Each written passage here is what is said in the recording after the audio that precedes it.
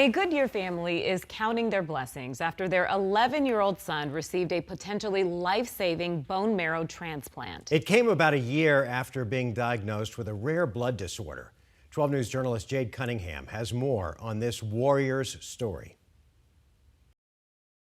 11-year-old William Anderson is a fighter. So last year we noticed that William had gotten some red spots in his eyes or some petechia, and I looked and noticed that he had more bruises than normal. Doctors said he had ITP, a rare blood disorder that prevents blood from clotting. But William's body resisted treatment, so his medical team took it a step further. They did the genetic testing, and it came back with RAS-GRP1, which is a marker for Epstein-Barr and lymphoma, B-cell lymphoma. The news was tough. It's the worst thing in the world to see your kids suffer. But it wasn't surprising because his older brother Alexander, who also had ITP, died from B-cell lymphoma 7 years earlier. And with our oldest son, we didn't really have any answers. It was basically 19 days from when he was admitted to the hospital, diagnosed, and when he passed away.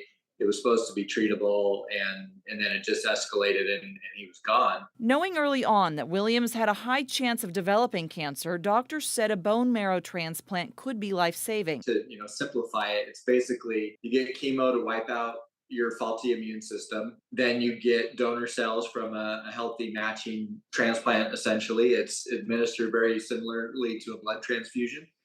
And then they give him a little bit of chemo after that to prevent his old cells from growing back and killing that off. He's finished the process, but it wasn't easy. Hair loss, mucositis, which is sores basically from your mouth all the way down to your bottom. Nausea, he can't eat. William now awaits more results, but doctors believe his prognosis to be good. He's been amazing. And as his fight continues, he knows Alexander is by his side. But yeah, he's our guardian angel. We know he's been with us every step of the way, helping him to one day be healthy again. Jay Cunningham, 12 News. Boy, we are all pulling for that family.